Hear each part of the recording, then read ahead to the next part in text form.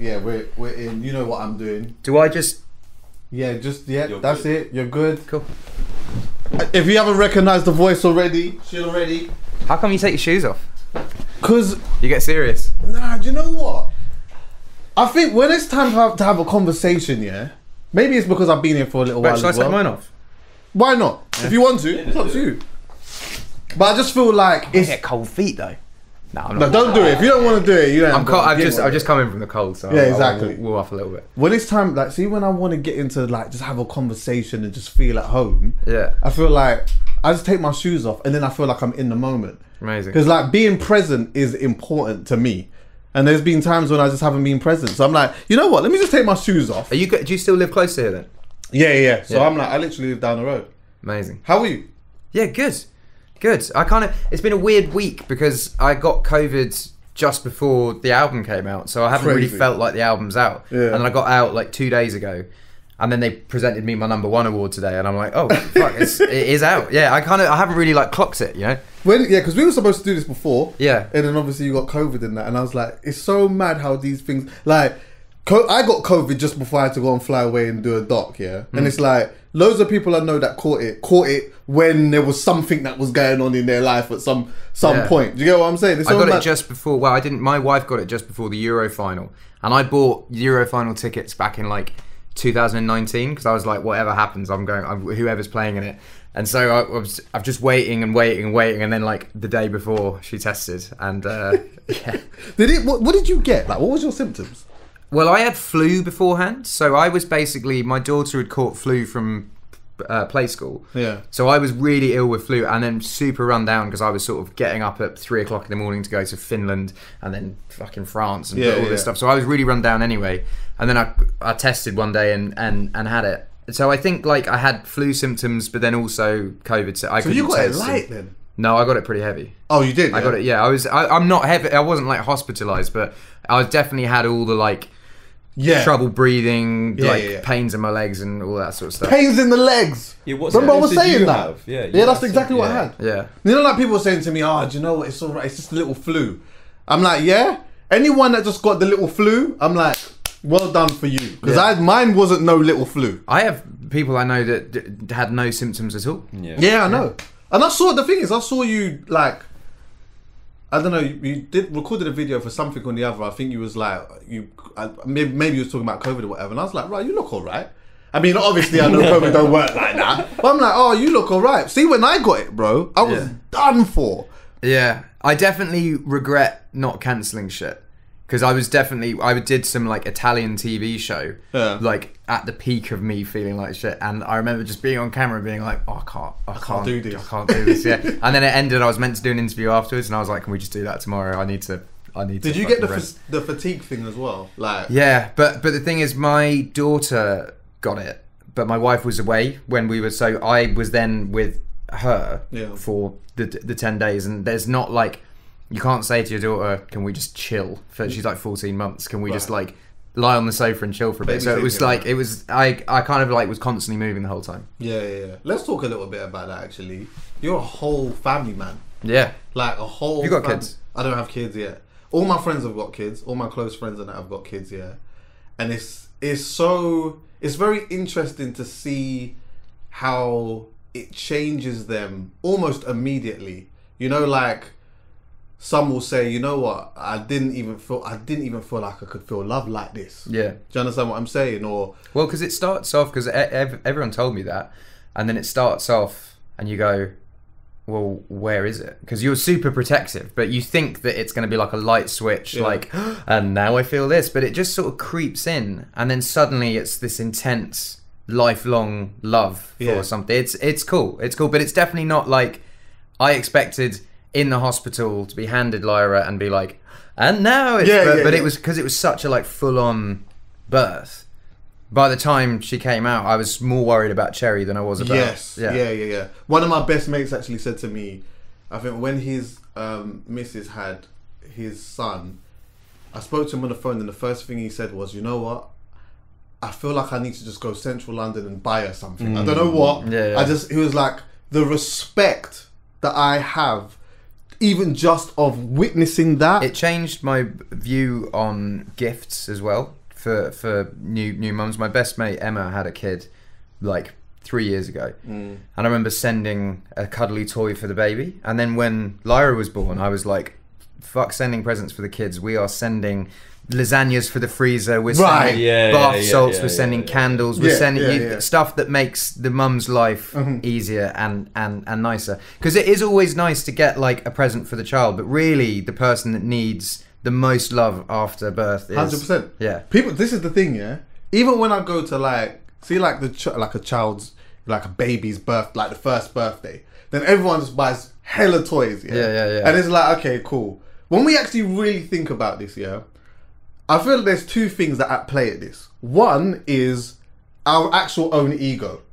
So it's like, because you want to feel like you want to feel like, oh, you know. But also, secondly, it's like, okay, are we really thinking about what the child needs here and what the parents actually need? Because really, a 1-year-old child or a 2-year-old, maybe even a 3-year-old, it's nice to get some little toys and that. But there's probably so much other things that you can get. Maybe that is going to be more useful for the parents, if anything. Frozen meals. So it's basically the thing that I found most, because you're sort of in it, and I'm taking care of both baby and wife, because it's, you know, she can't walk for 6 weeks or whatever. And my mate, who is a chef, just literally dropped off a stack of frozen lasagnas, and that was just for like 2-3 weeks. I was just like, right, lunch, put it in the oven, and then dinner, put it in the microwave. And that's that. If I'm recommending anyone to get presents for new parents, it's frozen meals. Do that. Do you know, I'm going to be honest with you, I feel like there's a lot of parents out there that take the presents and then end up giving the present to someone else when they go to another birthday.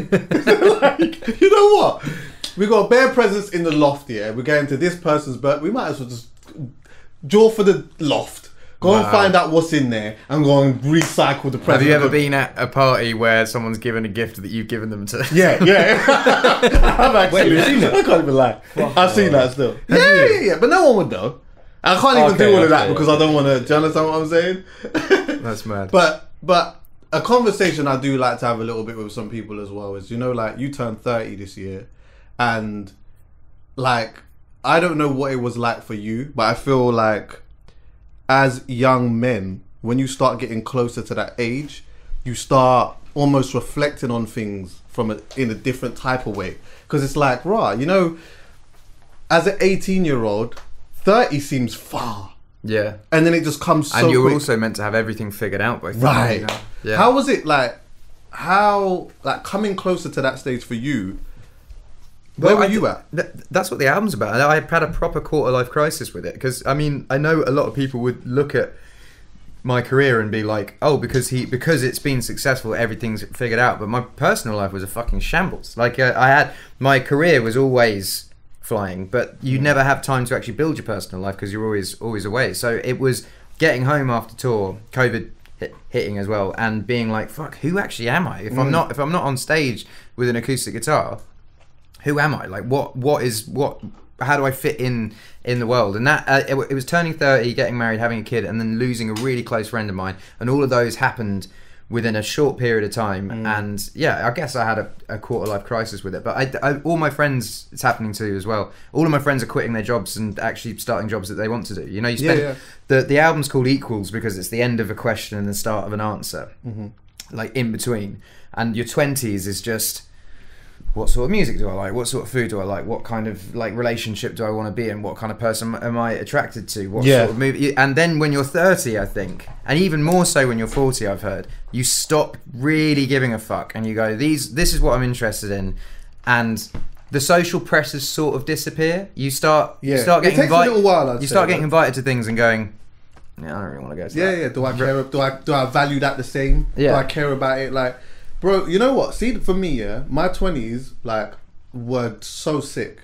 And, like, there was a part in life where it was a bit unproductive. There wasn't really much going on, really. But it was really good. And, like, you know, I was figuring myself out, doing certain things or whatever. And I think when I got to 28, that's where, like, I started to have this thing of, like, I'm actually going to be 30 soon. Is that when you set up the podcast?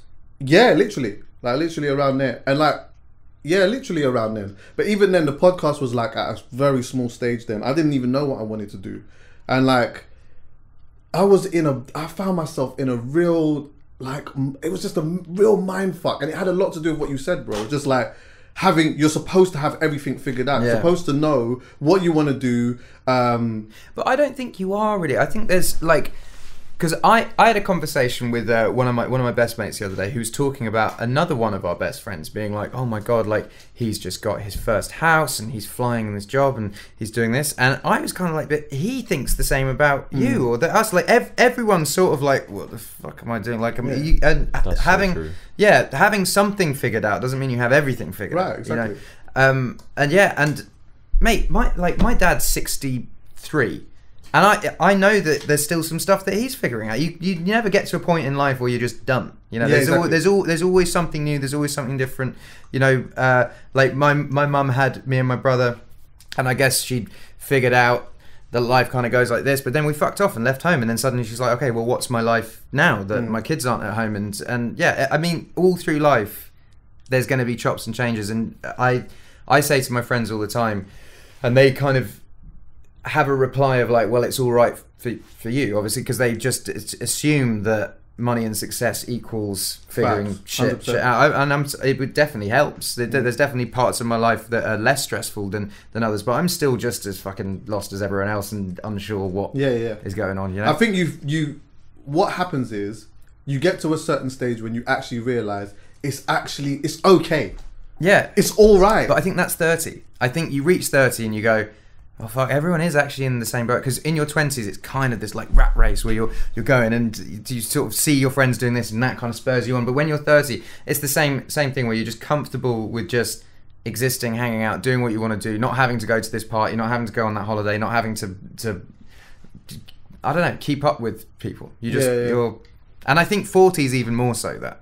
Well, boy, you just give less and less fucks. Yeah, for real. Have you ever had a moment though where have you ever had a reckless point in your career? Yes. Like, personally? Yes. And, like, have you been... Okay, I have to ask you this. I know, that obviously now, family man, all of that. Yeah. But did you... Because there's a lot of stuff about love that you write about and whatnot, yeah? I feel like Ed Sheeran is synonymous to love in some way, shape, or form. Thank you. That's some way, shape, or form. Have you had a moment where you've been outside, though? What, like... Outside? Yeah, I mean, I lived in America for like a year and toured with, I toured with Snow Patrol, Taylor Swift on my own. I was in America. I'd say that was like my reckless period in terms of everything, in terms of partying, in terms of dating, in terms of like, it was just, I was 22 and 22. I was 22, but it definitely calmed down. I started dating Cherry when I was 24. Right.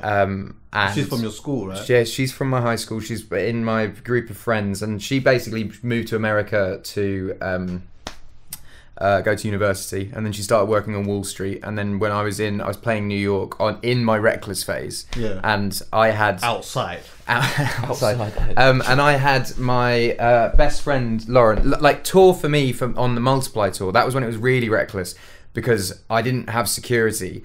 And it was only me touring, so all of my touring crew were like 50 and not wanting to go out to clubs. So I'd finish a show and just head out on my own. And that's crazy. Very reckless though. Like I could have got robbed, kidnapped, fucking anything. And yeah, so on the end of that tour, I brought my best friend Lauren on tour with me because I was just like, because she's such a stable individual that I was like, if I'm hanging out with you, we're gonna have like it's not going to be too... Yeah, it's not going to be mad. Yeah. And she said, oh, Cherry Seaborn lives in New York. Should we invite her to the show? And I was like, fuck yeah, I haven't seen Cherry. The last time I'd seen Cherry before that, we hooked up. So I hadn't seen her since that point. Right. Yeah, and then that was kind of the end. Yeah. Oh, man. Okay. So what's your relationship like with heartbreak, though? Like, have you ever had a moment where, like, you actually really felt that? Yeah, real heartbreak. Couldn't get up out of bed, couldn't play the guitar. Couldn't eat, couldn't eat. Yeah, totally. And I'm sure I've been that for someone else as well. I think that is that's growing up. That's figuring out stuff. I think like for every time your heart's been broken, you've probably broken someone else's heart, and you just don't 100%. realize it. You know, you just don't realize it because that's just the. I was having a talk to Cherry about this the other day because the amount that we texted at the beginning of our relationship or spent with each other, you know, because we just went from 0 to 100 really quickly, and if you're in a relationship and it's not equal on that level, if you don't like each other the same amount, just texting that much or seeing someone that much, you're suddenly creepy because because you're being too. But if you're both as keen as each other, it's love. But like or 70, like big lust, 70-30 or 60-40, you're kind of overstepping boundaries. 100%. Do you know what I mean? Yeah, and it's such a fine balance of. Yeah, and you know what? I think that is probably one of the reasons why. Like, I've never ever wanted to ever feel like I've made a woman feel uncomfortable. Yeah. So if we're getting into this kind of stage of we're just texting and we're just vibes or whatever, and in my mind I'm thinking it's something. If I notice that maybe it isn't that, I take a step all the way back. Yeah. Now, and that could be to my detriment. No, I don't. No, but I think that's the right thing to do. I think that's the right. You read the room. You read the room. But then when the room is so full on and you can be full on back, that's when I was like, oh, I'm probably meant to be with Cherry for forever because we are just as obsessed with each other as the other person. You know? Yeah, and it worked out. Nice. Yeah. Honourable shout out to Cherry though. Yeah, I love that. She's great.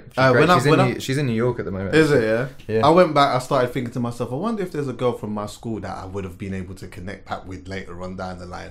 And there was one girl. So surprised how many people do that. There's so many people at my school that are getting married now that later on down the line reconnected. Hey, there was a girl in my school. What was her name? Donna, if you're listening, I remember. Listen, have you got a girlfriend now? No. So Donna, if Donna's listening, nah. Don't do that. Nah, we ain't gonna do that. But at that time, oh my god, I liked Donna so much. Yeah, like Donna had braces, and I had a thing for girls with braces because of Donna. I was so on that, and I always remember like. What school did you go to around here? I went to a school called Wolford, which is in Norfolk. Yeah. And I always remember just like leaving school, I must have been at the school for like 3 months or something. And you know, like the year 11 girls always seem like they're super adults, right? One of the year 11 girls that was with her has come up to me and she's like, oh, do you know Donna? Because like Donna was in my year, right? Then I'm like, yeah. Then she goes to me, do you fancy? I'm like, no. And then they all started laughing and Donna looked at me, and then they just walked off. And I went back to my grands and I thought, why did I do that? And I could, for like the whole of school, I could not look this girl in her face. But for the whole of, from year 7 to year 11, I fancied the panty line of that girl. Is there any situation where a schoolboy goes, yeah, I do, and puts themselves out there that much? No. Because I don't. No, yeah, exactly. I think that's way too vulnerable to put yourself in a position. I would do it now as a grown man. Of course. But what, as do I like her? Yes. Yeah, I do. She looks scrumptious, and that confidence would have got you the date. Yeah, exactly. I know. That's the harsh truth. In year 7, though. Yeah. mate. But that happens. For the whole of my life and career, because I had a stutter when I was a kid. I had ginger hair, really big glasses, and I was just a bit geeky. So girls were never ever interested. So when I've now, I guess, like had success, had my eyes lasered, lost a bit of weight. That must have been mad for you still. Well, yeah. All of a sudden but trying to work out who, because sometimes there's been so many occasions where like I bumped into this girl, maybe like it was when I was with Cherry. I remember that, and she was just like, oh, I remember that night that we hung out. I always expected you to ask me out, and you never did. And I was like, man, I was totally reading that situation. Right, yeah. I was just sort of like, oh, is this really like pretty girl sitting next to me and like, yeah, this is like a nice hang, but obviously she won't be in. So I think, confidence is key in it. Yeah, 100. One thing I really wanted to talk to you about, is, you know, you was mentioning before, like, all of the success that you've had and all of the things that you've experienced and that you get to a certain point and even more so, people would probably expect that you would have everything figured out, but like you have experienced some extreme highs from a musical aspect. What do the lows feel like though? Because it's like doing all of this, and even, okay, I've toured before, not to that degree, yeah. But one thing that I've felt is before is like, you're going to all these different countries, you're going to all these different shows, you're moving around all over the place, whatever. Then all of a sudden it just stops. And it's just such a weird thing. It's like, okay, like what do I, like what sort of happens now? You know, U2, before they go out on tour, they stay in a hotel all together and acclimatise to that. And then they tour. And then when they finish the tour, they move into a hotel for a month. In their home city, before going home, they move into a hotel just to ease back in, because going acclimatized in some yeah, because man, you're right. I mean, we're having the conversation about it, so I'm just going to talk about it. But I never really like talking about it because people, I don't want to feel like I'm like complaining at all, because my life is, I love my job and I love the highs, but it's sometimes it's a lot to finishing the Ipswich show.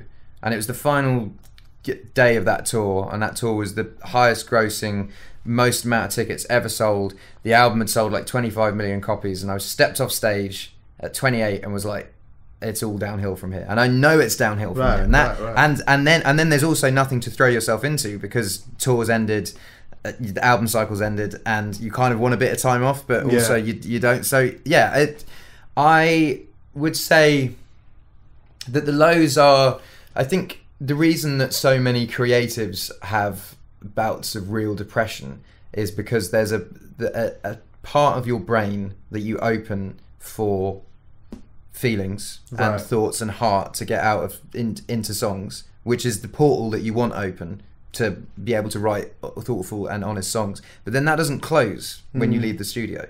That's just always open. So you feel everything, and you have real anxiety about everything. So I definitely have bouts of real crashes. Yeah. But then when I'm busy, I don't, because there's always something going on. Yeah. And your tour dates are mad as well. Even when you're touring, it's like you might do 4 or 5 in a row, then next day like another 4 or 5 in a row. And on tour, usually I would do the days off in studio, so I'd do like 4 or 5 in a row, and then have like 3 days in studio making the next record. So I was just always busy. But stopping tour, I watched the Amy Winehouse documentary, man, and it's interesting. The time that she actually got heavily into drugs was not working. It wasn't so much the kind of pressures of having to work. It was stopping and then being like, well, what do I do? My focus was this. And yeah, you should never feel like you can't talk about this type of stuff, purely because, you know, like I say this all the time, we all have our own realities, and our realities matter. Do you get me? So it's like, I might have a certain type of thing that I face every day, and in that thing that I'm facing, there's highs and lows in it. And it's the same with what anyone does for a job or for a living or whatever goes on in their life, or whatever part of the world that they live in. It's their reality. But you'd be the same as me, in the sense that your friends see your situation that you're in, and if you say anything that contradicts that, I have like best friends that I sometimes will like bring up a little bit of something and it'll just get shut down instantly. Like, yeah, like you're what are you talking about? And I know they're doing it out of love and out of like, don't be silly. But that instantly shutting it down makes me want to talk about it less. Do you know what I mean? Yeah. Nah, do you know why I find it quite an interesting thing? Is because I know that you, and we'll get into this a little bit as well, 'cause I want to talk about music and whatever, yeah. But I know that you had a stage where you literally was just on couches, and from then you just was so focused on building a career. That was when we first met at that time. Did we meet Cordler's show? Bro, I got a funny... Let me tell you something. The day that I met you, yeah, I first met you at Strawberry Moons in Central London, yeah. And let me tell you something. I almost walked out. And the reason... I'll tell you now. So basically... Marvin Harrison had a show. Yeah. Like Marvin Harrison's a promoter. Yeah, Sunday show, yeah. That was a thing. I can't remember who was hosting it. It might have been a young Moda comedian or something. I don't know. I remember before I went on, the comedian dying and just going, allow me. And I was like, fuck, I got to go on after this guy. Yeah. And everyone's booing, chucking stuff. Listen, yeah. I saw, like, I'm there, gone Sunday show, whatever, and I saw you setting up. And just to paint the picture here, this is a predominantly black event here, yeah? So Ed, I think I might have been the only white guy in the room. you was, bro. Yeah. This is one of the reasons why I almost left. The reason why I almost left, no, like, let me land. The reason why I almost left is because I saw you setting up and I heard the sniggles. Oh, you didn't want... I me thought, see you me know boot what? off. I'm not going to be a part of this. I'm just not even going to be a part of this because this is going to be an absolute shit show. shit. I just thought this is going to be such a shit show. My heart is too big for me to stand here and laugh at, man. Do you know what I mean? That's lovely, man. So literally, as you're setting up, I'm saying goodbye. So we left. No, I'm saying goodbye. I'm literally near the exit as you're setting up here. So I'm saying goodbye to man, whatever. I'm keeping the sniggles or whatnot. And then you just started like you just played one thing and then you looped it. And then I thought, what's this brother doing? So then I thought, okay, I'm standing by the door and then I'm watching what you're doing. And I think everyone just started watching like, this is a bit weird. And you started singing and whatever and doing your thing. And then after you did that, like, it was kind of like, it's alright, not too bad. Then you did the next one. Then you did a Bob Marley thing or whatnot. But by the midway through the set, everyone's there dancing, hands in the air. And I was like, I could not believe climbing this. up on the roof and banging the roof. I could not believe. That was when I first met you. And I remember making a phone call to one of my pals and saying, I don't know who this Don is, but I just see this ginger guy. He shut down Sunday Show with a fucking guitar. And even that just sounded a bit mad. Yeah. But, you know, as time went on, I started to see more of you. I started to see you around certain people or whatever. But just tying this back to like what I was mentioning before is that it's been so career focused for you. Like, so how it seemed anyway. Yeah. And then like a trajectory of you just going up like this and doing all of these type of shows. It actually makes sense that, you know what? You probably had the music side and the business side of stuff really figured out, but the personal aspect of your life must have been absolutely a shit show. Absolute shambles, yeah. Stuff that comes with fame and money is also... I look at my dad now, right, and my dad has like 4 mates, and I, when I was 20, probably had like 25 mates. And what fame and money is an enhancer, and it enhances everything. If you're anxious, you become more anxious. If you have an ego, you get a bigger ego. If you're a hard worker, you work even. It's just an enhancer, but it also it fast forwards you to 60, and your friendship group just goes, and then you're just left with the solid closed hand full of friends, and sort of figuring like I've like had family dramas, I've had friend dramas, I've had like ex-girlfriend. There's just like so much stuff that goes around, and when you're sort of working and touring, it is always in the background, but you're never really engaging with it. And then when you finish touring, it's all there. It's all heightened. Yeah. And then everyone expects that you should be doing this for them and that for them or whatever it may be. Yeah, well, man, it's just part of life. But the trajectory thing's interesting because you. I'm kind of seeing this with other big acts, you know, like if you don't overachieve what you did last time, you've fallen off. So I have Shape of You, which is the biggest song on Spotify ever, and I'll release a song, and if it's not that, which I hate that, by the way. I hate that we see things like that. Well, I look at it like this: the Premier League, right? Manchester United are always top 6. Yeah. Always. They are one of the best teams in England, and they are always top 6. And sometimes they're number 1, and sometimes they're number 2. Well, they've been number 1 for time, to be fair. Still, but honourable shout out to them. But this is the thing, but they're still known as one of the best teams. But they're always in the conversation. So after I've done the divide thing and been the biggest, it's not about beating that next time. It's just about being in the conversation. Coldplay are 25 years in, and they're still played next to Kid Laroi and Olivia Rodrigo, 2 18-year-old artists, right, who have kids eating out the palm of their hands because they are youth. And Coldplay, Chris is nearly 50. They've been doing it for 25 years, you know, like, but and he's still in the conversation, and that is what it's the same thing with Kanye. Like, Kanye is still the forefront of conversation. It's not like he's the biggest. But he's just one of the best, you know. Yeah. No, like that makes a lot of sense, and I think as well, like, it's interesting because Drake gets that a lot. Like, Drake gets he's had that moment of this, and then so now even if he does this, it seems so much smaller because he done that, and I'm like, but can we not ever just look at things in isolation at times and say, right, do we enjoy it or do we not enjoy it? Yeah. Do you know what I mean? Also, the time where like music changes every year of how people consume it. I've just released a new album, and my record label, we did good numbers, but my record label were expecting Tesco to be what it was 4 years ago. Right. But people don't buy music in supermarkets anymore. So suddenly you've got a different way of viewing how successful music is, because there's just a different way of consuming music. You know? Well, does that affect you? Well, no, because I feel like I've made a good record, and I think comparatively, the record came out, and it's the biggest opening week since Divide. So it's the biggest opening week since my last record. So comparatively, it did way less, but comparatively, it's still in this time of music, it's still a good week. It's just not. I sold like 700 and something thousand week one in UK of Divide. It's just not that. But then it can't be that because it's just a different time. Are you number orientated though? Because there's even, I remember like you mentioned on the album as well, 'cause I've listened to it. Yeah. Where you said, I lost confidence in who I was, too busy trying to chase highs and get the numbers up. Yeah. Like, was that actually you? Was you actually at one point focused on like achieving well, this is the thing, like numbers, not financially, but numbers mean people are listening to your music. So like I create an album like Equals, I want the world to hear it. So if it's big numbers, that means the world's listening to it. I've created something that I love that's getting out there to people. So in that sense, yes, I would say I was numbers focused. But did you ever get addicted to that? Sorry, I know I can't cough now without. Yeah, no, it's fine. No, you can't. It's fine. By the way, trust me. There's water there, by the way, as well. Thanks. Oh fucking hell.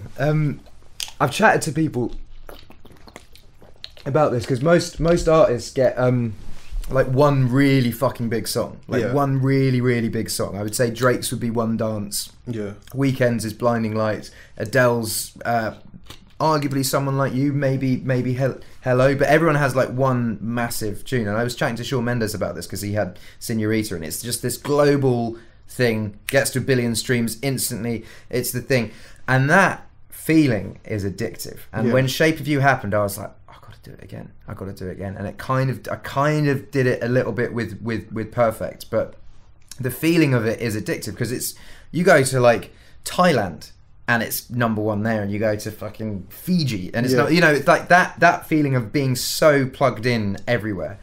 And that's a dangerous position to be in, because I created Shape of You by accident. I've created Perfect by accident. And what I was saying with I lost the confidence in who I was I then created some music that I thought would do the same thing.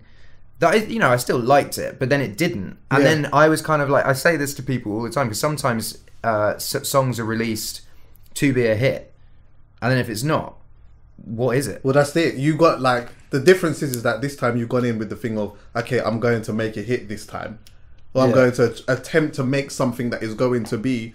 Whereas before, it wasn't that. Yeah, it wasn't even that. You just made it and you just did it. And that's what I got back to with this record. Like I remember putting out Bad Habits and being like, I like, hand on heart, because it went in at 4 in the midweek. So I was like, okay, my run of being the number one artist is over, and I've just got to accept that I'm making music that I like. And then Bad Habits ended up going number one and then staying there. But I didn't make it for the sole purpose. How did that feel?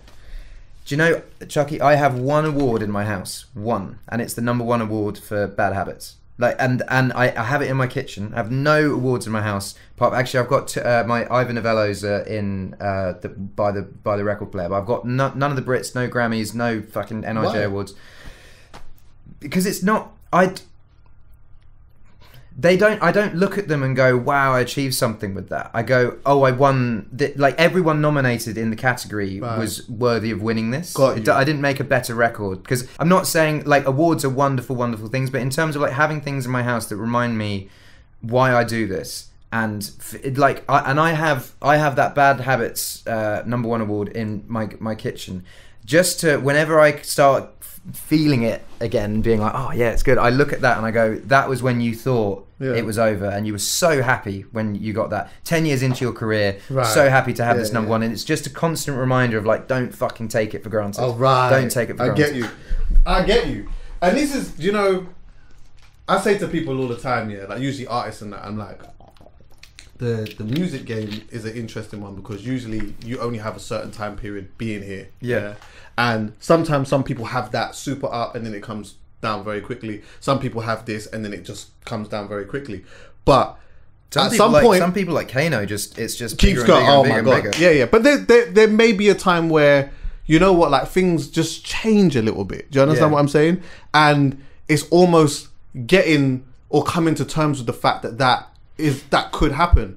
Man, I look at like you, yeah, touring the way that you did, especially at that age, 26, 27, doing all of those stadiums and stuff like that. It's like, had you ever got comfortable or acceptant of the fact that, like, you know what, this actually is going to stop one day and I'm going to have a decline? I guess the question more so is, have you ever even thought about what a decline looks like and how it feels? Yeah, for sure. Because I have had a decline. Not like seriously, but just compared to your mate.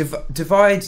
I sold 230,000 copies of that in England on the first day, and like I remember at the time being like, yeah, why not? And now I look back at that, I'm like, fucking hell, that really was like a moment. And so comparatively, yes, there has been a decline, but also like there's longevity. I look at Elton John, right? And you go on Elton John's Wikipedia, and by the way, I could not tell you which one of his albums sold the most. I could just tell you which one's the good one, and that's the longevity of it. But you look at his Wikipedia page, and it's like number 1, number 12, number 6, number 2, number 1, number 1, number 1, number 42, and these are albums I love, and like he's not bigger and bigger and bigger and bigger. His career goes like this. So like it's a dangerous position to just be constantly going up the roller coaster 100%. and getting bigger and bigger. And you know, every single year since I've come out, there's been a new and improved thing. Yeah. And someone being like, no, this is the guy now. And everyone on their breakout year is more interesting because it's the new thing, it's the new style, it's the new sound, it's this new song, and then it's this new album.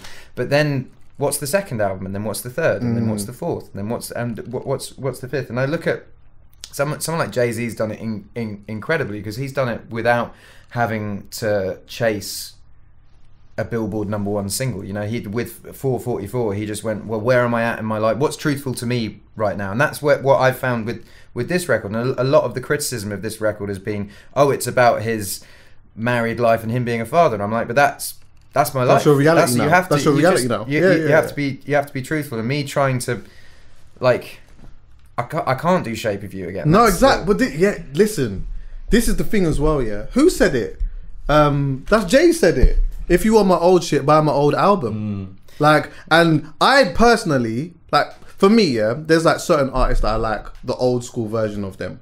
So I'll go back and I'll listen to it. I won't demand that of them now because they're older. Do you like that? So this is my theory, because well, it's not. I've heard other people say this theory as well. But what I have found is my first album is like this untouched holy grail that my fans are like, that's it. You know, it will never be better than that. Why can't he make this again? And I look back on it and I'm like, I listened to it the other day because it was 10 years from it, and it's all right. But I was 18 when I wrote it, and lots of people were 18 when they listened to it, and it was the first time that they learned how to drive, their first festival, their first girlfriend, their first time getting pissed in a field with their mates. And I'm interested to hear what you think about this when you talk about artists' first albums. You were in love with the album, but you're also in love with the memories and the feeling around the emotional attachment. Because that's the thing, is like, even if someone turns around and says, oh, why can't you make something like that? Again, you can't. Even if you did, they wouldn't. They're not in the space to be able to take it in the way that they were then. Exactly. Do you understand what I'm saying? And then they go, oh, it's like the same style, but it's not as good as, because nothing can beat Bon Iver's second record. I went through my first real breakup, and that album came out that week, and well, I listen to that album now, I still can feel the pain. Oh, the pain. I know that. Man. Yeah. Oh, I'm telling you, it's like, you can like how it's like how you felt it yesterday. Yeah. Exactly. And nothing. Bon Iver has released a lot of great records since then, but nothing can beat that record for me. Even his first the emotional record. Attachment to that as well. Yeah. And but this is my thing, man. If I keep creating albums that are honest and where I am right now, I can't ever release something that I don't like, because it's always where I am at right now, and I can look back at all my albums and be like, okay, that was me at 24 trying to figure shit out. That was me at 21 trying to figure shit out. That was me at 18.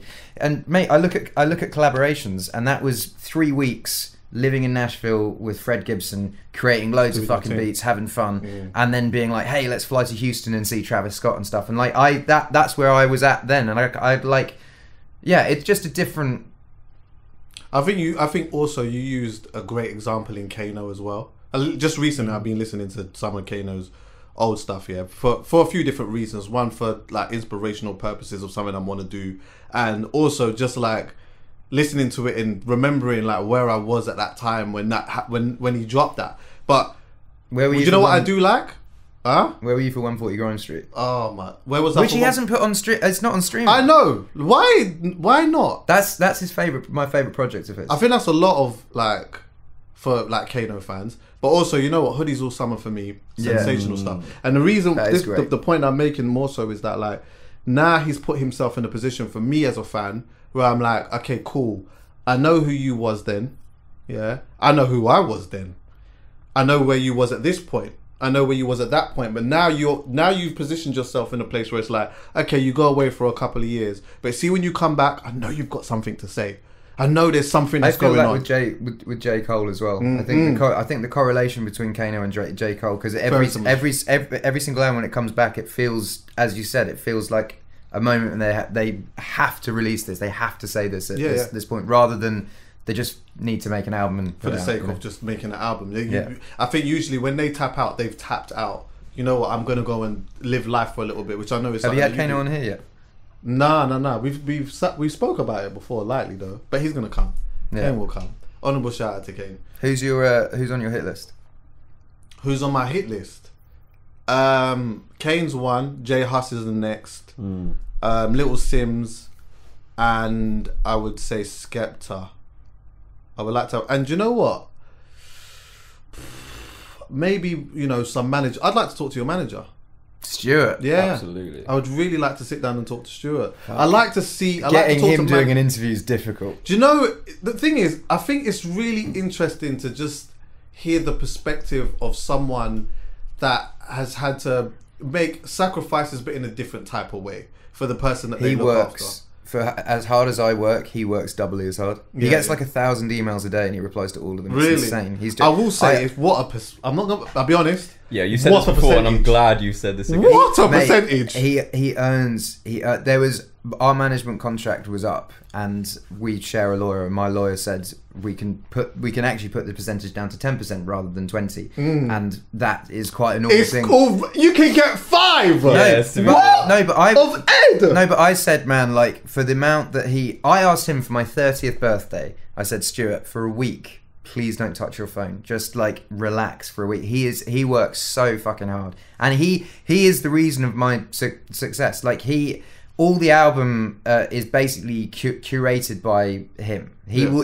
I make the songs and I go, what do you think are good? And then he says these, and then I do the track listing. He's just got a fucking great ear. And Gabby, who you just met, who works at my management, used to work international at Warner for me, and we got her at the management as well, so she can do all the international stuff. And it's a very well-oiled machine, Stuart's company. And well, I'm sure maybe one day if the vibe takes him, he can come and sit down on the couch, or I'm gonna, Do you know? I reckon he probably would, because I think he'd like this.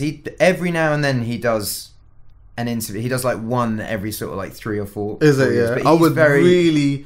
I'd put him in there. As it would have to be management based, not financial based though. No, that's cool. Of course, yeah. Do you know? This is the way that I know he doesn't rip me off, because I know his lifestyle, and all he likes in his life is the Xbox, his box at Tottenham, and his dogs. And that's it. And I don't go around and I see a fucking Lambo in the driveway. Yeah. Fucking hell, am I like? Have you ripping me off? I know. He's a simple man still. Yeah, he's a simple man still. I'll put him in there. Tottenham fan? Huh? I'm a United fan. It's man for man right now. Yeah. Also, American-wise, I'll put Drake in there. I'd love to sit down and have a conversation with Drake. And I really would have loved to have sat down with Nipsey Hussle. Yeah. That was like one of my things. He came to one of my shows. Did he? Yeah. I actually I didn't want to post the picture because I didn't want to be like. I just felt weird about it. No, but he came to watch me at the It was weird. I had Game there. Game was backstage with he brought 16 girls with him. And Did he? He was just rolling. They were like his entourage. It was fucking cool. And yeah, Nipsey came down, watched the show, and met him afterwards. Super super sweet guy. Really nice. What was that like? I love having people at shows that I admire because it makes you. I have an in-ear, right? You don't wear two. I wear one. I remember playing Brooklyn Barclays Center, and just getting my sound engineer being like, Jay-Z and Beyonce are standing right next to me now, and then suddenly your show just goes. Because you start peacocking a little bit, you start being like, "Well, I'll show you what I can do." Yeah, you know. And I find that, man, when I knew Nipsey was coming down, and knew Game was coming, that you just bring a certain not that you don't bring that on shows anyway, but there's an extra 10% that comes out when artists you admire are at shows. I think. And it's dope because you see there's a lot of artists out there that are so eclectic in what they like listening to personally. Sometimes you might see a rapper and think, that's all he listens to. He just listens to rap music. A lot of the time that's not. Rod Wave was on The Breakfast Club, and he said that I was an influence of him, and Charlemagne was like, wait, hang on. And then he sung a song called You and I, which is an album cut from my first album, and he knew all the words to it. Crazy. And you never know who's listening to your stuff. Little Durk, man. I've been in touch with Little Durk probably weekly for the last 8 weeks. That's and crazy. he's, I hope that we end up working together at some point, but he's just a genuine music fan. He just really, but I would never have guessed that. Yeah, that's Dre has always been influenced by Nirvana. He said that quite a lot. Oh yeah. Do you know who I like? 1975. Yeah. Oh, I fuck with them hard. Yeah. Oh but my god. Lyrically, his lyrics are very close to, similes and metaphors that you would hear in rap music. You hear in 1975 songs. 100%. I remember listening to Chocolate and I just fell in love with that. And literally in my car, it would just be on repeat over and over and over again. And the last album, I can't remember what it's called. That's a show that I have to see. There's certain different, and I'll go on my own. He's a very good performer. Actually, I've seen them live as well. Is it? Yeah. He's a very good performer. Yeah, I'd have to do that. Let's talk some music then anyway. We don't have to talk about the album, by the way. If you want to, no, I'm talking about black music we're getting now, and just more so just because.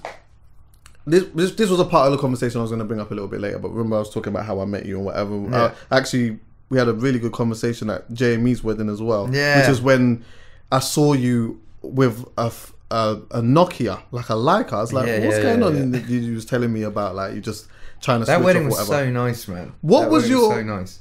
Jamie he knows I love Jamie. He's I met such a him wicked through. guy. I started teaching Julie guitar. And that was how I met. For real? him. I went up to wherever their mum's house was in North. I remember, and I went in with my guitar to teach. I think I gave her one lesson or something. I remember meeting Jamie that day, and then I think I was in with MSM around the same time as well. Yeah, I met him just recently, actually.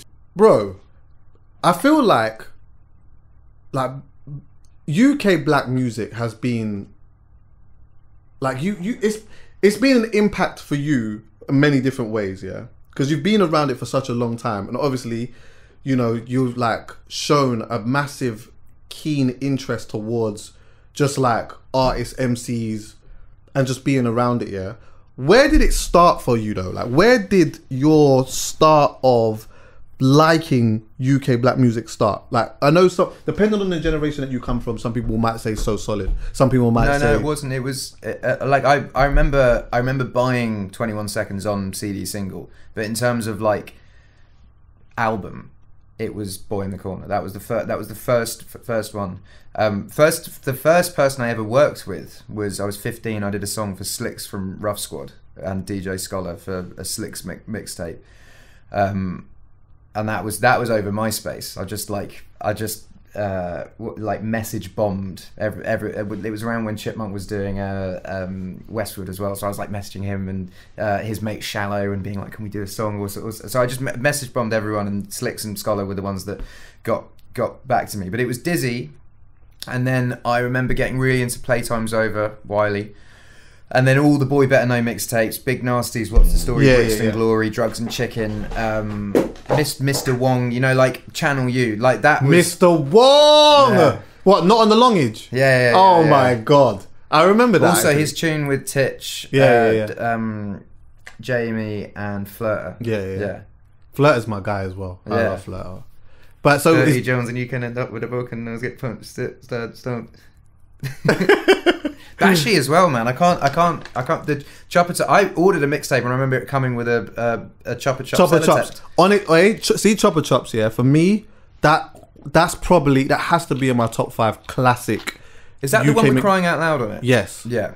Oh my god. Crying Out Loud was an incredible song. There's a Kano song called Layer Cake, which never sort of. I ends vaguely up in remember conversation. That's a fucking amazing one.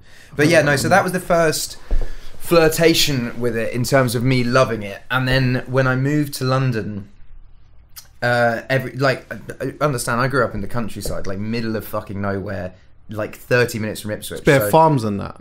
Did you milk cows and all them sort of things? No. Like bare eggs and Christ. Nah, but you understand what I'm saying? If My neighbours would. Fecky's got a farm, by the way. Becky's got a farm. Fecky's got a farm. He's coming on here as well, Fecky. Yeah, what was I going to say? So everything seemed like the way that I would view Dr. Dre and 50 Cent and Eminem was the same way that I would view Dizzy. Like they just miles away. Like I'm never ever gonna ever meet anyone.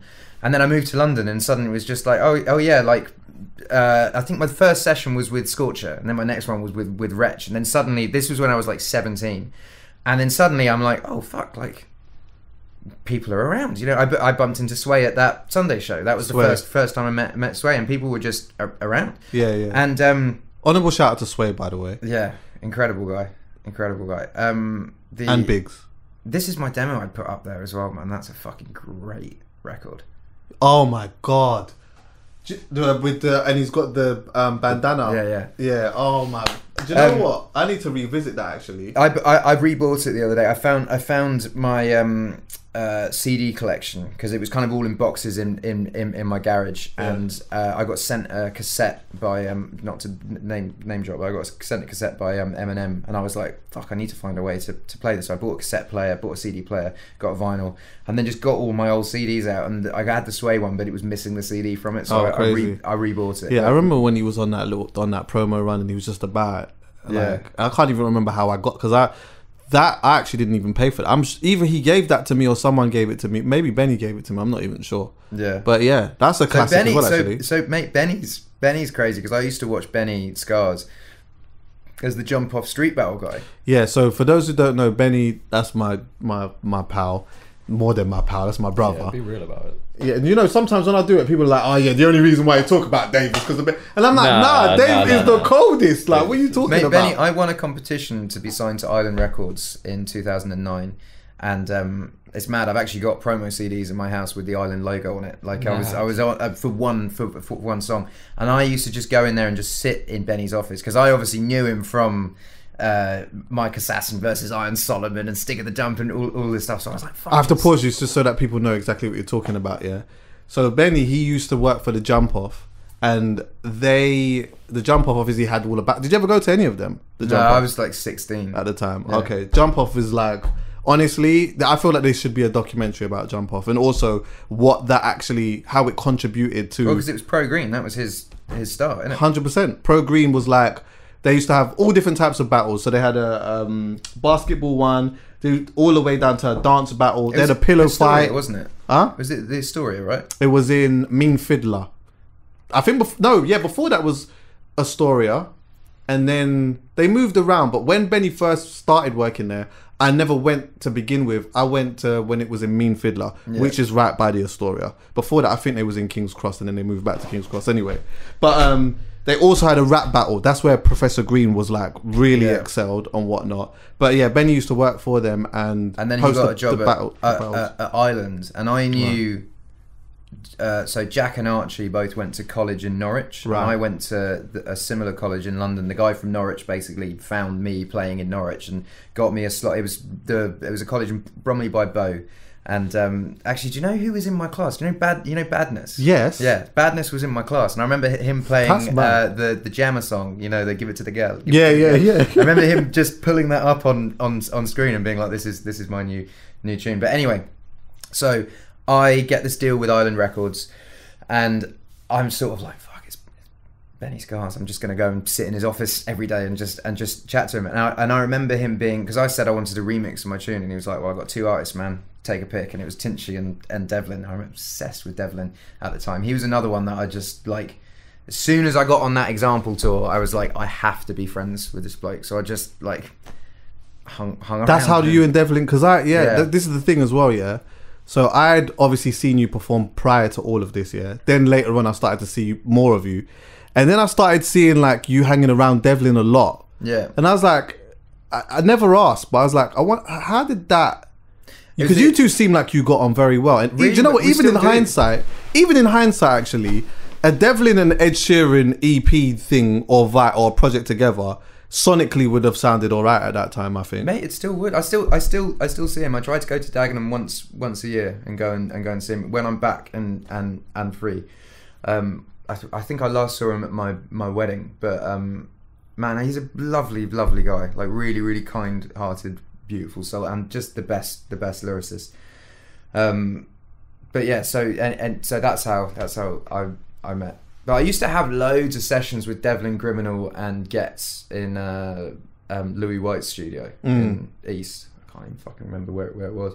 Those are like the only nighttime sessions I ever did. Oh man. I remember actually I was doing collaborations, and I did the Getz tune, the Devlin tune, finished at like 6 o'clock in the morning, and I was on the bus home, and Dot Rotten hit me being like, I'm ready. And I was like, fuck, I guess I'm going to Brixton. And I went to pick up Dot, and then got on a train, and then went to the studio, and just fucking dead by the end of the day. Was you still sofa surfing at that point as well? Yeah. I was still sofa. I slept on a sofa the day my album went #1. Like I didn't get money until like the January after. That's crazy. Wow. Yeah. What? So wait, hold on. What do you mean the January? You didn't make money all the way up to that point? Was you not even focused on that? The first money that came in for me was my first tour, which was the October after that. But the tour before that, I was playing like 200 cap rooms, and I was all the money that I made. You did Barfly. That wasn't a tour. That was just like that was just a show. That was a free show. So Radio 1 wouldn't play me. And I basically said, because they said we don't know if this is even popular. Like it's had its like moment on iTunes, but we don't know if this is even popular. And I said to my record label, if we do a free it's school holidays, we do a free show in Camden, and I tweet it out, I promise you we will sell out Coco. And they went, you're not going to do that. And I was like, I promise, book Coco, we'll do it. And they were like, we'll book Barfly. 1,400 kids turned up. I was like, and Barfly holds like two. Yeah, it's like Barfly's tiny. But the story of the day was I did 4 shows. So got kids in, played a show, got kids in, played a show. Wow. And then Barfly closed down, and I went on the street and played for all the people that were waiting. And someone filmed it for the entire day, edited it, sent it to Zane Lowe, and then the next day he played it. He started playing it, okay. And because obviously he's a certified tastemaker. In it, no, and at the time, it like if he played you, it was him in my scene, like acoustic singer-songwriter. If you were on Jules Holland, you're gone. Yeah. And in the sort of indie scene, if you're on Zane Lowe, you're gone, basically. Yeah. That, do you know... one day I'll have Zane Lowe's a person I'd like to talk to, but maybe just personally, like off the record. But like he inspires me a lot for many different reasons. Well, I'm not going to get into that, but honorable shout out to him. What was it like? Why? Like, what made you go this route though? Like, because the early part of your career, for me was synonymous to. Although you was always authentically yourself, you still seem to go down like more the black and urban route more so. Like, was that by design? Like, why? Like, what made you? Well, it's like in my house, I don't really. No, we can run over. Okay. In like all I listen to is that. Like, and I don't really listen to American music either. I would check out the Drake album. I'd check out the Kanye album. I did like Rod Wave stuff, but I'm more interested. Like, I just bought K Coke's new project, and I'm really excited to listen to that. I loved the Nines project. I love I like. It's the same when I go to France. All the biggest rappers are French. Germany, all the biggest rappers are French. Everyone has their own thing. But so that's where my passion lies taste wise. Right. But in terms of career wise, like I played acoustic gigs and I moved to London. I was a big fish in a small pond in Suffolk, and my name got known very, very quickly. I had big ginger hair and a small guitar, and people knew who I was very quickly. I moved to London, and there was then suddenly on a bill, I'm 17 years old, I'm on a bill with 25, 26-year-olds who have honed their craft. They're really good, their songs are amazing, and suddenly I'm just invisible and just like not noticed. I'm always the worst person on the bill. No one fucks with me. None of the cool acoustic nights are booking me. There was like one night where all the big cool acts would play once a month at the Bedford in Balham. They didn't want to fucking know. And I was just doing these gigs over and over and over again, getting nowhere. And then I used to do poetry gigs.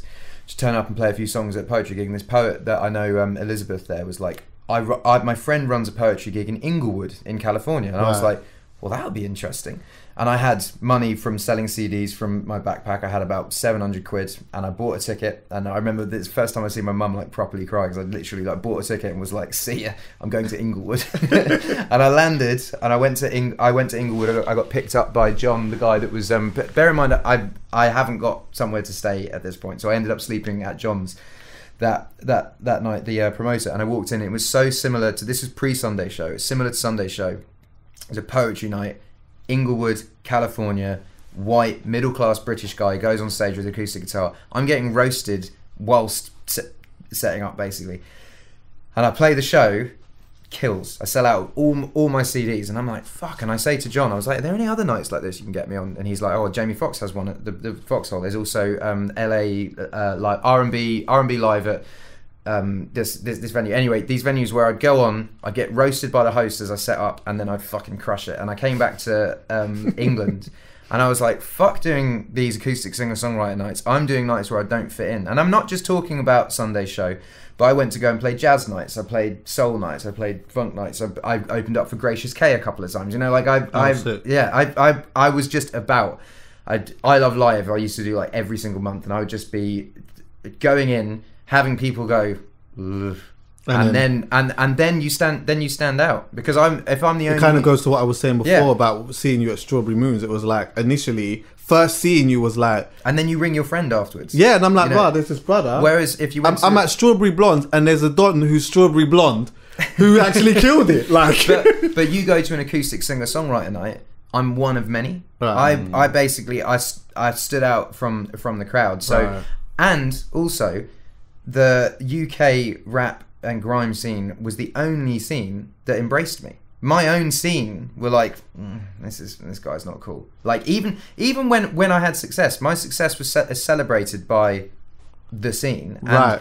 hated by. There's singer-songwriters that I used to gig with that can't stand my success. And I bumped into one of them at V Festival, and I just won an Ivor Novello for Song of the Year, and he was so disgusted. He was like, you won an Ivor Novello, whereas like I won an Ivor Novello the same year that Stormzy won an Ivor Novello, and we celebrated ours together like brothers, you know, like in like that. I actually feel embraced by the scene, which is why I would say I'm still a part of it and still love working and doing whatever. Like because I feel like it's always like this is quite an interesting thing actually, because like people have accepted you in our scene and celebrated you as almost someone who's been a part of us in some way, shape or form. And I know that it's been uncomfortable at points, because I remember there was like, what was it? 2014, I think, One Extra did the Power List. And then you won the Power List. And then that opened up this thing of, wait, hold on one second. But that's them saying that. That's the problem therein lies with them, not me. I don't want to be in that fucking conversation. And this is 100% hand on heart truth. I have been rung up before being like, you have won this Mobo, do you want to go and collect it? And I've said every single time, no. I don't want to do it. I don't want to be taking anything away from the accomplishments of anyone else. I don't want to be that guy. So when that happened in 2014, I was like, fucking hell, like leave me out of this. You've basically created a conversation that wasn't there. Just by doing that. And sorry, go on. That was what made me respect you, actually. What made me respect you was that I heard when it was announced that you'd won, and I think someone had rang you or whatever, you was evidently uncomfortable. You even basically said, I don't think I should be having this. I think it should be X, Y, and Z and whatever. And I was like, Ed, to me, seems like to me personally, seems like he understands where he's at. And also, yeah, like, I feel like you just knew your placement in it, like, and what it was that you was trying to do more so than anything. And it almost just got taken into it like a whole different type of conversation. And it was like, right, hold on 1 second. Does Ed think that he's... But nah, I don't think Ed's ever come across that way and made it ever seem as though he was trying to, you know, take a place or a... People do you know what I'm saying? and people can think what they want, but I know in my heart of hearts where I stand with it. And, you know, there's a conversation around culture vulture stuff and you know, taking from the scene. But I've always tried... So, for instance, I did the remix for Bad Habits, right? And Fumes is on it, Tion's on it, and Central's on it. But now I've done a swap for each of their projects, so all three of them have an individual feature that I've getting. And with the Fuse thing, people went, "Oh my God, you've culture vultured. You've done a song with Fuse OGG, and you're just taking from the culture." But I moved to Ghana, lived at his house, worked, lived there, broke bread every day, helped build part of a school that he was kind of doing there, and I feel uncomfortable talking about it because I feel like I shouldn't have to. Explain myself, but like I have always tried to do like for like, you know, always tried to just like, if I'm going to do something, it has to be respectfully, not like give me that. Yeah. You know, and it's never been a take or go thing for you. You're saying essentially. I always wanted. Well, like, man, the whole conversation around it started up with Wiley saying it. Yeah. And Wiley's argument was I didn't do a song for him, but I did do a song for him, and he just wanted to release it the day that A-Team came out. And I asked him, which is my first major label single, by the way. I said, could you release it the week before or the week afterwards, just not on this day? And that's where the argument started. And I think there was a lot of tension between him and Ben Cook, the guy that ran the record label at the time. But that's where but the song still came out, and I'm really proud of that song. But that's where the conversation around it started. But like, man, did that make you feel uncomfortable? See, when you started first hearing that again, though, with the culture vulture, you know, using grime essentially to look good, did that make you feel uncomfortable? I was really surprised at the fact that you responded to it. I think it makes sense that you essentially did, but I was surprised that you did. Respond. Big to Nasty it. told me off for that. Did he? Yeah. He was like, you shouldn't have responded. Yeah. He was like, that doesn't look good. But yeah, man, I just like it. Really, it did get under my skin because I'm like, I always try, if someone's going to do something for me, I want to do something and then some for them. You know, I really try and balance it. But I don't know, man. I think history. I put out that Bad Habits remix, and it's the first time I've never heard any backlash. So I think that it's sort of getting to a point where people are like, okay, I think we. Like I think also what's contributing to that is the fact that people are coming out and saying, "Rah, like Ed's been about though, like it can't like this is not just a thing where this is the next thing." Yeah, I think 10, 12, 13 years ago, so much things have happened in life since then, and there's almost a new way of life. In a sense that there's a new demographic of people that are like, you know, having opinions and like being around and just like listening to music and finding out what it is that they like. And also there's, you know, the social media fun thing where, you know, we can be outraged about literally anything. And sometimes this is good because I think sometimes there are certain things that need to come to surface for us to have a conversation about. Yeah. And sometimes there's like, it can be overcooked. Sometimes people just do so much with the thumbs that something that is really important actually gets overshined because people are just moaning and screaming about something that actually in a greater scheme doesn't really matter. But I think what maybe has worked to your benefit though is that because people have known that you've been around for a little while, and the people that have known this and that have been around are very influential people and people that we look to as, you know, important people in and amongst our culture. So even if you don't turn around and say, you know what, but I actually did this and I did that, and I know that that's probably something that within you kind of want to do, you actually don't even have to do that because you know what, this person can say it, that one can say it, and it's all there to see. Even if you go on SBTV, you've been around the man them for such a long time, but it doesn't stop there from being a conversation. You know what, like maybe there is a conversation in there to be had. I understand the conversation, and you know what? It'd be much easier for me to just remove myself from the conversation and just be Ed Sheeran, the pop star, and just be, let me just make Bad Habits and just do. But I love it. Chuckie, I love the scene so much. I listen to everything. I download everything. I'll go to shows. I'll do songs with people that on the come up. Like I love it too much to just be like, I'm out. Like I will take the criticism if it means that I still get to be in. Mm-hmm. How did you feel when you saw Stormzy and Wiley actually going at each other? Because Wiley, his thing was, the reason why I have a problem with Stormzy is because you got in the way of the fight. Yeah. That basically, like, you, as when I say you, I mean Stormzy got in the way of the, like, how did you, when you actually saw them going back and forth with each other, how did that feel? Like, I don't want to speak on Mike's behalf, but like, a lot of his heroes have done that to him. A lot of people that he would look up to have done that to him, and I think that's the position he's in after years and years of other people laying the foundation. He's obviously like reaping the benefits, you know, because he should, because he's great. But I do feel heavy is the head that wears the crown, and I feel like he's like in a position where he's on top, and he's a very easy person for people to throw stones at. And I don't necessarily think. I think I was the cause, but I don't think I was the crux. Yeah, it would have happened anyway.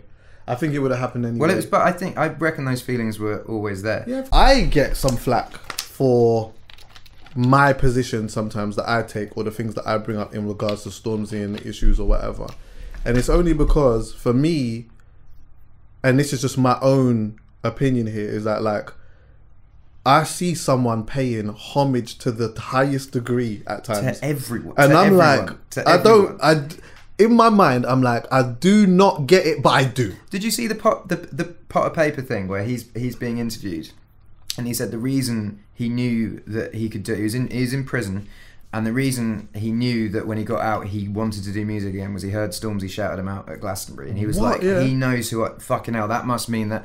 And like, Mike doesn't need to be on stage at Glastonbury remembering all those names and fucking, and like, yeah, for anyone to think that he just deserves every ounce of success. He's a lovely bloke, very, very talented, pays homage everywhere still, even though a lot of people have been cunts to him, he will still pay still homage. do it. He'll still do it. And so that's where the respect is from me, and that's why sometimes I'm like, but hold on, like I understand that like we come from a place of like, part of element of the culture is clashing, and an element of it is conflict, but not conflict in the sense of it being like animosity, but you know, it's just that competitive nature. I understand that. Yeah. But then sometimes, listen, let me tell you something. I love the clash, Ed. Yeah. Like all types What's of been it. your favourite? I think Gets P Money was those back and forths were fucking great. You know, I would have loved to have seen them at one point on the stage together, like really having a go. And the reason why is because you see that clash there, or them two going back and forth, it's like two people at that point as well, their highest inability. Do you understand what I'm saying? And even now, I feel like both of them have actually kicked another gear as well. Yeah. And I know that stuff's over, but that's not an unfair thing. You couldn't look at that and say, oh, P Money's definitely having, man, or Gets is definitely having. It's like, you look at these two, they're so equally skilled. Like, that back and forth there, even in that live dynamic, to me, would have just been so interesting. But I loved it. That was one of my favourites. I kind of liked the element of the Dot and Wiley. I did kind of like that. You'll never see internet the same way that you saw it when Chip and Tiny was doing their thing. The internet was going absolutely insane. But the one thing that I sometimes do feel a little bit uncomfortable with is like when there are personal elements to it. Do you know what I mean? Like sometimes when there's just a lot more than just the entertainment, I might sit here and discuss it and talk about it, and it's all fun and that, but in my heart and soul, I don't like to. I want to know that this is from a competitive nature and a competitive nature only, and I'm in. Do you know what I mean? Yeah. If there's anything more than that, then I feel like there's conversations that need to be had, or just stay away from each other, and it doesn't need to be anything. That's just me, though, you know. Yeah, I'd agree with that. But yeah, you're still here, bro. I still see you with Jamal Edwards and that as well. Yeah, well, Jamal's just like from the jump has been one of my best mates, and I love him. I love his mum. His sister's wonderful. Like he's just always there for me. He's just a good bloke. But man, I still see everyone. Yeah, I was It's gonna just say, like, do you still check for man? Like, do you still? I know you mentioned Devlin and that. Yeah, like, he was at your wedding and whatnot. But do you still? See I was meant to see Cyan last. It's like I was like supposed to go to her birthday, and I had to ring her up to be like Cyan Anderson. Yeah, but it was I got COVID basically. But like I'm still. It's less and less now that I've got a kid, because my nights off I would prefer to be dad at home putting my kid to bed, and I do live like three hours away. But yeah, I was definitely still check. And you slept on her couch as well. Yeah, for weeks and weeks and weeks. That's but crazy. nasty. Like I see like, yeah, gigs as well as someone who is. I really love that bloke. Have you seen what Giggs is doing right now? Yeah, I saw that Yeah. earlier. Like he's like in I saw a clip of him with, maybe we could put this on the screen actually. Yeah. But they're taking a picture. Him and Jay-Z. They're taking a And then they're picture, having a and talk. Jay is really chatting to him though. Proper. Yeah. He's not even like on a let's just pose and do this. Like he wants to talk. But Jay Jay knows about that. You would think that because I find, you know what pisses me off when I speak to Americans sometimes is they always go, oh, like man's not hot, like that's like yeah. But that's dead. But there's certain I remember being in the studio with The Game and Stat Quo, and Stat Quo's the guy whose beat it was talking the hardest. I think it was his beat, and he was going on and on and on. It's like 2014. He really knew his stuff about gigs, and yeah, that certain people like what the "Take Me Back to London" tune that was meant to be Stormzy and Jay-Z. That was Jay-Z's suggestion. Was Stormzy when we were going back. It took like I'd spoken to Jay-Z for like maybe like 3 or 4 years about doing a tune. He was meant to be on Shape of You originally. Really? I sent him Shape of You, and he. But you never have collaborations on albums and stuff like that. No, I know, but that would have been one where you kind of. You was gonna break that. Yeah. You was gonna break that whole tradition. For Jay-Z. Oh, for Jay, yeah, fair. Oh, yeah, fair. I mean, Yeah. Still. So anyway, we had this tune, and Stormzy was going to do his verse, and Jay was going to do their verse, and then I found out we were all going to be in South Africa at the same time, and I was like, now that's a moment. Let me get us all in the studio together. So we built a studio in the hotel that J and B was staying, and Mike comes down, and Jay's there, and they both start writing, and I see Jay doing his. Like that. Yeah, he doesn't write. He doesn't write. And I'm with Fred, the producer. I'm like, this is fucking cool. Crazy. And then Jay just looked at Stormzy and was like, what do you think of the tune? And Mike is a totally honest bloke. I mean, you can't. He says how he feels, and he was just like, I think if we're gonna do a song, it's not this one. And then they had this. You can come in. Then they had this. You can come in. You can come in. So. He basically says, what do you think about the song? And Mike says, I think if we were going to do a tune, it isn't this one. And then they just start having this conversation, and I'm kind of sat here like this and just staying out of it because it's a real moment happening. And they start talking about London, what it is to be a black man in London, Glastonbury, the cultural phenomenon of playing Glastonbury, and Jay-Z's talking about, and I'm just kind of sitting there taking it in. And I said to Fred, the producer, afterwards, I was like, all of that was worth it just for that conversation and that moment. And I walked away from the situation not having the tune with the both of them. But then Stormzy still wanted to do the song, so we ended up recording the song the next day.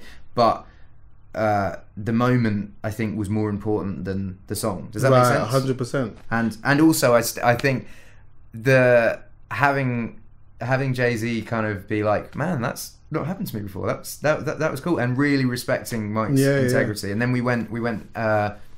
There was like a few parties in a row after then that we went to, and we all hung out together. And just there was just like a real love and respect between the two of them. Definitely. And you know what? I feel like them two, even in particular, like having a conversation on the depths of like who they are as black men, and you know, having a deep conversation about that, but from two different realities, is really important. And I think that must have been really comforting, not even just for Stormzy, but also for Jay, because there are certain elements of struggles. They're different, but there's certain things that they will have a super common ground with. And for them to sit and have a conversation about that away from the music is more important than the music, I think. Because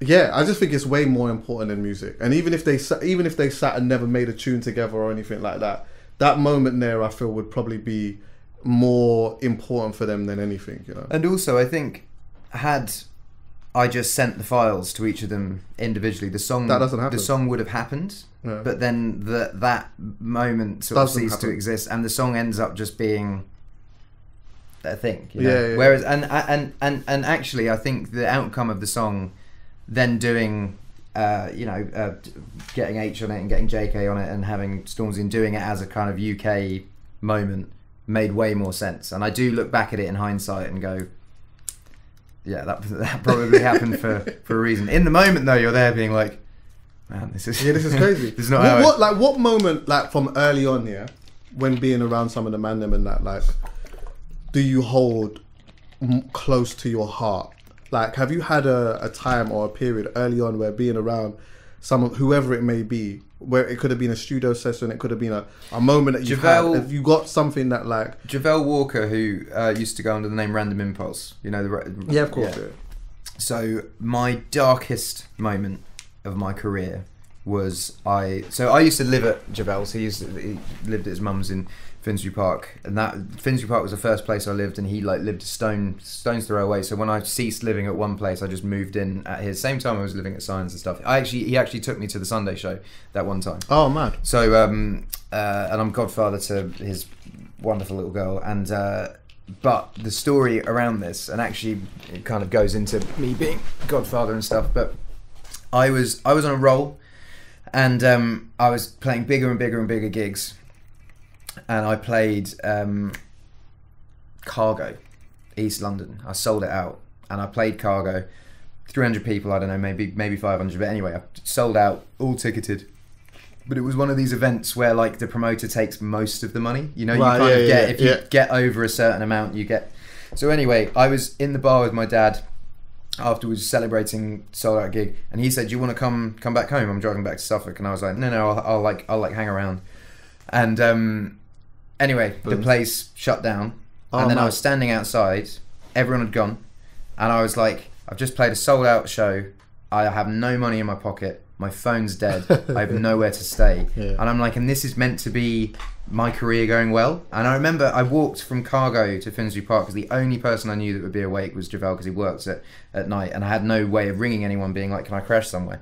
And I remember I cried on the walk, and I was just like, how is my career going well? And I said, I've got nowhere to live, I've got no money, I can't even fucking charge my phone, like what's going on? And I remember getting to his house probably about 4:30. It was a long walk, coming in, sitting, properly breaking down, being like, I can't do this anymore. I've been like on the scene for like 4 years now, just slogging gigs and gigs and gigs, and like no label wants to sign me, no one's fucking interested. I'm playing sold out shows, but I'm still not even fucking getting paid for them. I've got nowhere to live.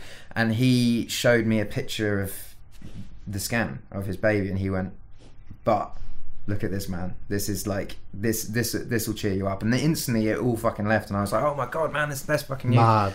Cheered me up that night. The next day, like went in with like a different attitude to things, and about 3 weeks later is when Collaborations came out, and my whole life changed. Everything changed. Yeah, and that like when they say it's darkest before the dawn, it doesn't actually sound as dark as it was at the time, because I'm just saying, like, I felt like it was over, but I literally was going to give up music that night. Really? Go to university, get a normal job, and just that was like, in terms of like, I have.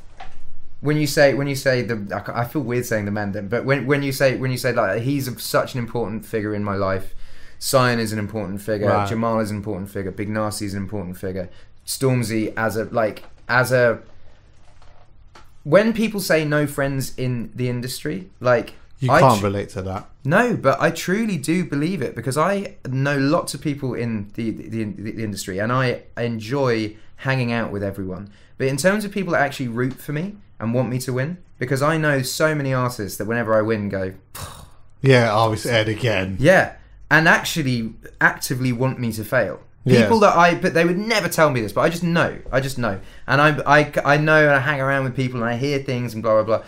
He is the most good-hearted, successful person that I know, that genuinely is overjoyed for my success, and sent me an email this week about how he felt about the album, which songs he liked, and he probably thinks that everyone's doing that, but no one does that. Everyone just assumes that everyone's doing that, so no one actually tells me a project's good, and it gets savaged in the press because everyone's already made up their mind, and music critics fucking hate me. When my albums come out, it is basically the Olympics of insults that they can throw, like, who can do the best put down?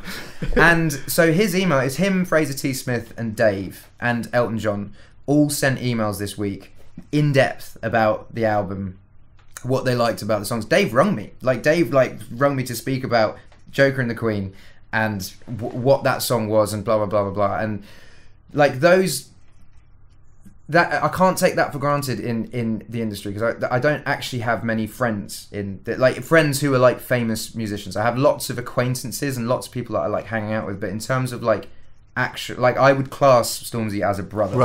He's someone that, outside of music, like, we've enjoyed lots of success together, we've had hit singles, but I will just go around his house sometimes, knock on the door. Actually, one time I just literally just turned up and he wasn't there, and I turned up but wait, let's be clear here now. The yards that man them are living in now, you can't just, it's not just a number 65. I'm sure there's a big fucking yeah. You understand what I'm saying? Yeah. Big drive through. No, but like I'll turn up, and oh man, I can't, like, I just love him. And last time I saw him, he came around mine, but the last time I went around his, he just 2 bottles of Hennessy, puts them down, nice, and then get some apple juice and some ice, and then we just sit and we just talk. Right, just a proper reason. There's not many. Nasty's like that as well. Nasty's someone who, he's like largely, he's got a great sense of humour, but he's a deep guy. Proper. He's a deep thinker. Yeah. Deep. Do you see with Big Nasty and that as well? Yeah, he always drops the nuggets of deepness. Sometimes, because he's known to be funny, sometimes people just wait for the joke, or even if he's saying something that is very deep, they take that as a joke because of his delivery or whatever. Yeah. But when you go over some of the things that he says, the things that he stands for, the things that he, just the things that he that are important to him, they're all there. They're in the mix of the joke, it's the pain, but they're also the pain. He's got the bass. It's like medicine in candy as well, isn't it? The way that it's delivered, like, he gives it to you sometimes in a funny way, but more time, like, he's actually, when you listen to him, he's saying some shit, man. Yeah, I mean, he's another one that's just like a really, really good heart. But yeah, man, I feel indebted to the scene, and I never ever want to break apart. I was gonna say, like, UK black music and culture has inspired you in some way, shape, or form, right? Even if it's not necessarily so much in the sonics of what it is that you might play or make at certain points. It's the environment, right? I feel accepted. I feel accepted. I feel, as I said, I feel like it's the only music community that roots for me. The only. I feel like my own section that I'm meant to be part of don't like me, and they don't rate my music, and it's quite telling that Dave and Stormzy are both emailing me saying that they like my album, but none of my pop peers are. That's quite telling. That's crazy to me. Do you know? Have you ever thought about how much reggae music has been inspired by you as well? And then you've I've done a song with him. With who? Shauna. I saw that you talked about it actually just recently. Yeah, where I was like, I was so glad that you actually had seen this, because do you know how many reggae remixes there are have of your shit? Have you heard the when your man fucking yeah. Baby, I will be fucking you till you're in ecstasy. You know me love when you push it in. Damn, you have the best pussy. Hey, listen. You know me like the fucking spontaneous ways. You never get the fuck like this from your man. Hey, let me tell you something. Oh, I think Christopher Martin in particular has maybe done about 7 of different renditions of your tune. And I'm like, you know what? At some point, I wouldn't even mind seeing a young Ed with a Christopher, not that Christopher, the Jamaican one, yeah, or even a young Dexter Daps. I mean, that's a quite interesting Sean one. has got me singing Patois with her. Is it, yeah? Because I was like, I don't know, and she was like, trust me, Kingston slang, they're gonna fucking love it. And so she's got me, she's got me singing. I'm actually going to record my bits after this. That's what they're hurrying me up for. I've got to go. I'm doing I've got like a feature list of I'm doing the Fumes verse today actually, and Young Ads as well. I'm doing something for him. Oh man, yeah. Oh, sick. It'll be fun. Well, listen, thanks for coming. I just want to end this by saying, with all that is said, don't you be fucking coming in our culture, all right, and taking our bits and pieces, you fucking. That's